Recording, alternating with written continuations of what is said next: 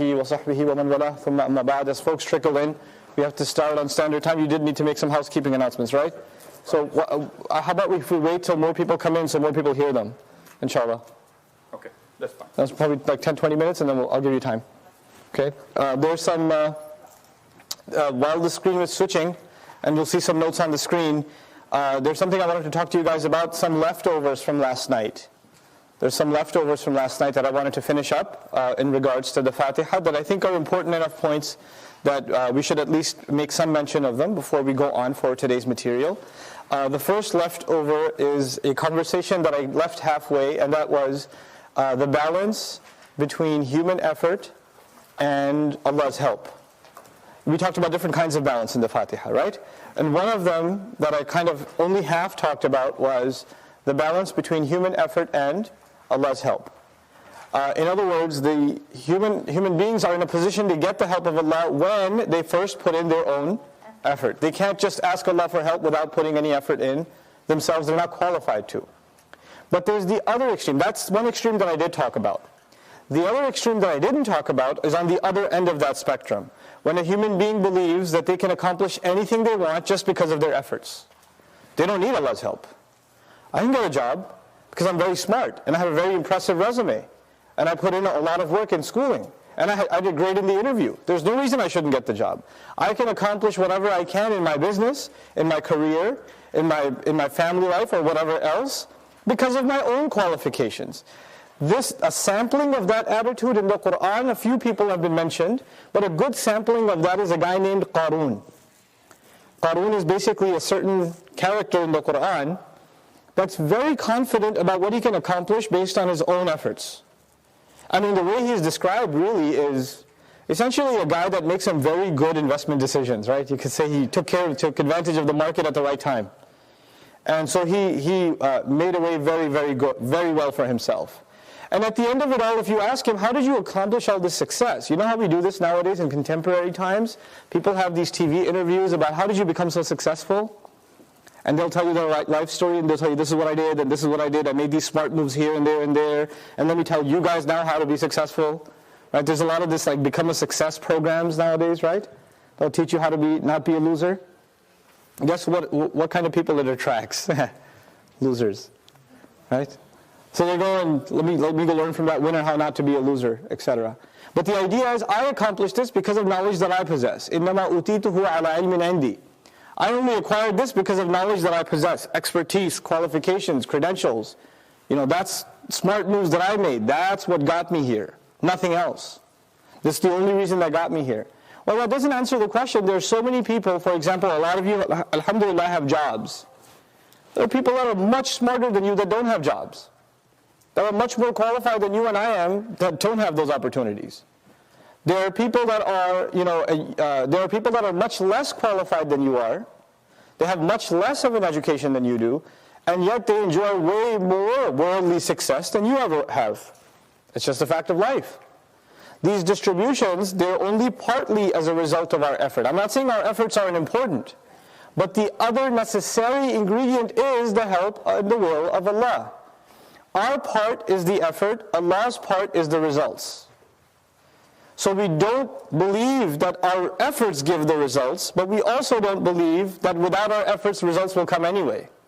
You see how those two ideas get married to each other, and you can't separate the two. And this is basically the teachings of one of the fundamental teachings of the prophets, ﷺ.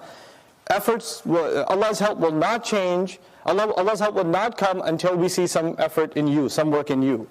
To the point where even Allah says, إِن تَتَوَلَّوْا يَسْتَبْدِلْ قَوْمًا غَيْرَكُمْ. Very famously quoted ayah. If you turn away, if you don't show any change in behavior, we'll replace you with another nation. Allah just said it flat out. Now the thing is, you would think Allah is talking to you and me. When the Quran was originally revealed, who was it talking to? The Sahaba. Even they were told, you don't show results, I'll replace you with somebody else. يَسْتَبْدِلْ قَوْمًا غَيْرَكُمْ ثُمَّ لَا يَكُونُوا أَمْثَالَكُمْ. And they won't be like you. In other words, they'll put themselves to work. I'll give them results because they'll be putting themselves to work and applying themselves. Let me switch this over. Hopefully it works. So that's one leftover from yesterday. A couple more quick leftovers from yesterday. There are two ways of looking at the conclusion of the surah. I did mention that last night. There are two distinct ways of observing the ending of Surah Al-Fatihah.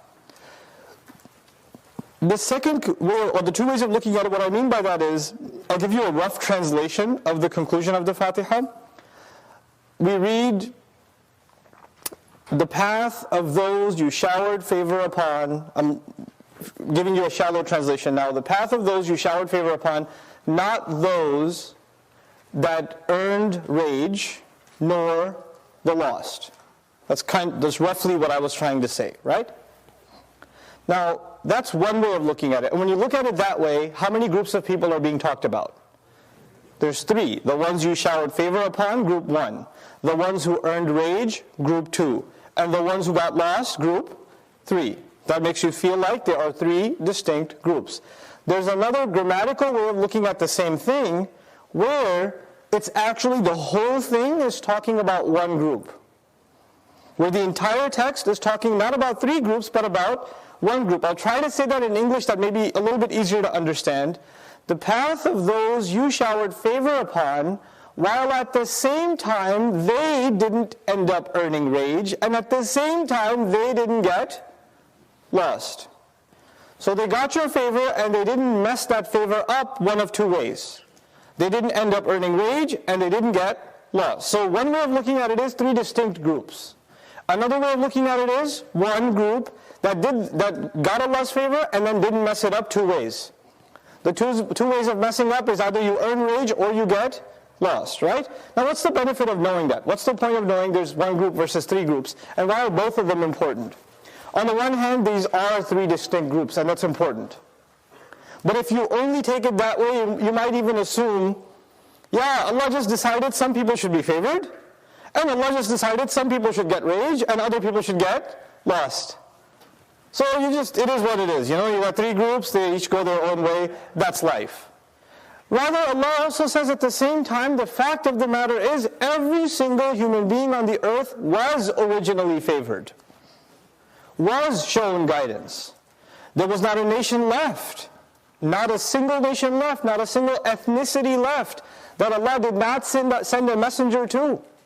He said that himself. I'm not saying that, Allah did. وَمَا أَرْسَلْنَا مِن رَسُولٍ إِلَّا بِلِسَانِ قَوْمِهِ.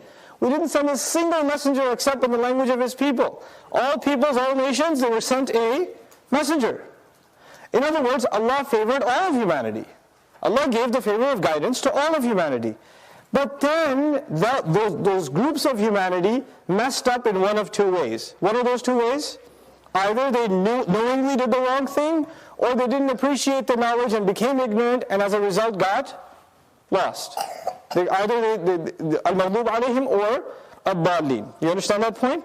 So that's a second important observation about the conclusion. Then the third thing that you can't see on the screen yet, the possible progression at the end. And that's also a really important observation about al-maghdub alayhim wal ad-dallin. Allah mentions those who receive rage first, and then He mentions those who are lost. In the Quran we learn that if you make Allah angry, or if people make Allah angry, the worst thing, the worst punishment that can happen in this world is that the most important gift that humanity should get is taken away. According to this surah, what is the most beneficial gift humanity can enjoy? Guidance. What is the opposite of guidance? Being lost. Guidance means you have directions. Being lost means you don't have directions. So the extreme opposite of having guidance is not earning rage. The extreme opposite end of it is being lost. Someone lost clearly has missed out on guidance. They don't have guidance. What I mean by progression is, if there's a group of people that chooses continually to make Allah angry, then Allah will give them the worst possible punishment in this world, and that punishment eventually will be that they, even if they want to, they can't find their way back because now they are lost. It's like saying, Allah Azza wa Jalla gave us directions, and we toyed around with those directions. We toyed around with, took a left turn here, left turn there, I can get back, it's no big deal. I'm not going that far off. And you toyed with it enough that Allah removed the map altogether. Go ahead now. So it's the worst thing. It's like the progression from al-maghdub alayhim to ad-dallin, where you can't even find your way back anymore. That's that progression that's also important to observe in these ayat. In other words, for Muslims, most of the time, there's two kinds of Muslims, and that's actually the fourth leftover from yesterday. There's two kinds of Muslims that mess up. I'm not talking about Jews and Christians, I'm talking about us, Muslims. There's Muslims who do the wrong thing, even though they know it's the wrong thing. That includes you and me. We do the wrong thing, even though we know it's the wrong thing. We lose our temper, even though we know we shouldn't. We go into a business transaction, even though we know we shouldn't. We procrastinate our Hajj, even though we know we shouldn't. We put things off, or we do things that we know we're not supposed to do, we do them anyway. When somebody does the wrong thing knowingly, what term is used in the Fatihah for that? Al-maghdub alayhim. Then there's a huge population of Muslims. You'll find them, even the few things they do know, they don't do. And as a result, you know what happens? In all of their other religious practices, they're totally lost. They don't even know what they're doing. They have no idea what the prayer is about. They have no idea what to do in Ramadan. They start making stuff up. They just start making it out of thin air. It's just what we do. And if you ask, where do you get this from? They're like, I don't know, that's how you're supposed to do it, I guess. It just becomes a religion of the lost. Entirely. But where did it start? It started with disobedience, knowing disobedience, and then it deteriorates and gets mutated, and eventually you get to a point where people are doing things they don't even know why. Are there great numbers of Muslims in the Ummah today that engage in practices, rituals, ceremonies, traditions, whether they've added those traditions to our acts of worship, or they've added those traditions to wedding ceremonies, or birth ceremonies, or funerals and things like that just have absolutely nothing to do with the original teachings of the religion. Has that happened? Sure. Totally lost. People are doing all kinds of crazy things. A friend of mine recently went to Pakistan. And, he got sick not because there were jinn on him, but because it was really polluted. But of course, that's not what his uncles thought. It was because there's evil eyes on him and we have to get him purified or whatever. So they took him to this shrine. Okay, so this is a scholar or a worshipper back in the day, a Zahid, who passed away, and they made a whole shrine on top of his grave, and people go there and they make du'as there. He gets there, it's like, looks like a masjid. So maybe you can take me to a masjid. That's cool. Goes inside, it's a big giant grave, it's covered in green, people are making sajda to it, people are singing songs, people are crying, all kinds of weird stuff's happening. Is this a Hindu temple? What is this? So he asked the dude next to him, why are you making sajda towards that grave? They almost killed him. They're not ready to sit and discuss this with you. They almost gave the Ibrahim alayhi salam response. Ibrahim alayhi salam asked his people the question, what are you doing? You know what they said? Harriqu wansuru alihatakum. Burn him alive. I'll tell you what we're doing. We're making barbecue. That's immediate response. There's no reasoning or rationale necessary. That's the point some Muslims have reached. It's very unfortunate. What I'm trying to say is these two words, al-maghdub alayhim and ad-dallin, when we hear them, we shouldn't think about non-Muslims first. We should think about ourselves. Where do I personally fall? Where's my family heading? How do I stay away from these things? And I should add, there's two mistakes an average Muslim makes when it comes to criticism. The first mistake is we think of other nations and not our own nation. And the second mistake is we think of other people in our nation, not our own selves. Right? We think of people in other countries or other territories or whatever, and yes, sometimes they're bad examples. But who should we be concerned with primarily? I should be concerned with myself, my family, my uncle, my cousin, my grandfather, my mother, my father. I have enough people within my immediate circle to worry about that are doing plenty of bad things that I should skip over that and worry about the rest of the ummah. Right? And so you'll find that. You'll find, especially young people, because we get fired up about the religion, right? And when you're young, you think you can change the world. And you bring that attitude to Islam too, like, we're young, we're going to change the world. We're going to talk about the corruption, the political corruption, the economic corruption, the social injustices. And we're going to give hot-air speeches about them. And we're going to do protests in front of embassies about these things. Yeah.